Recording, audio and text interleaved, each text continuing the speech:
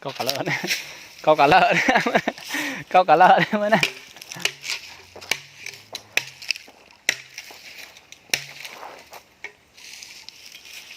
cả lợn em này hết này cái này hết đây hết xuống rồi mình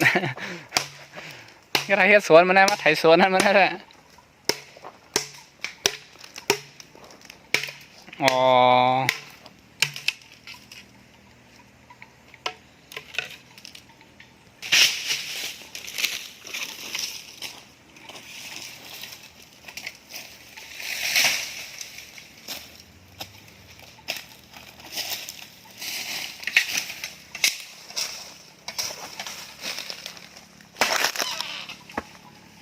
xuống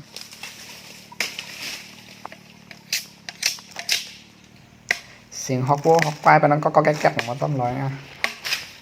เสียงปั้นเมื่อรองไม่ละก็ขึ้นมือก็ไม่ได้เหมือนใครเคยมาลงร้อยนะฮะเธอนะจันวัดจันอาบินองโลดิโกนะตกจิ้งลงอะไรเนี่ยมันขี่รถพ่วงมาแล้วไม่ขลามอะไรนะจันขึ้นไปขึ้นมาเนี่ยไปขึ้นมาเลยบอก10 บาทเลยก็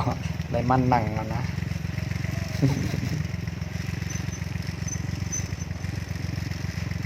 ไก่ก็มันไก่นะเนี่ยเป็นหลายกิโลกับหัวก่อนเลยขึ้นพอตั้งใจเดี๋ยวตั้งใจได้ก็ปนอย่างเนี่ยปนวานมันขึ้นมาอย่างนั้นมันก็จะมีตั้งดีๆนอนนะ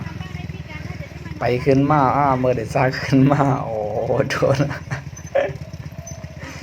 เตะแต่เลยลงกาได้เลยกุกกักลงไงทำไปถึงตั้งอันที่เป็นเสือยางไว้ก่อนนะที่หิมกดเตะเนี่ยเมื่อไก่ไปขึ้นมามันหลบผึกเนี่ยโอ้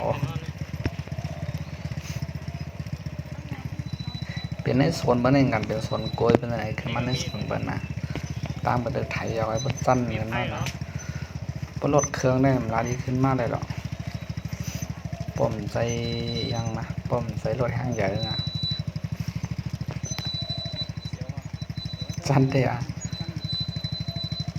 ตีมตั้งใจดีตั้งอันดีเป็นเสือยางนั่นก่อนหนึ่งกันสั้นอันนั้นรถตอกลงอ่ะนะในถึงตั้งเป็นเสือยางในหมู่บ้านนะทีมเนี่ยโอ้โหตัวหล่อตอกลงอ่ะนะสั้นได้สั้นวายใช่ไหมเป็นที่ขึ้นโล่งๆนะเป็นขี่รถเครื่องเลยมาทับเตะ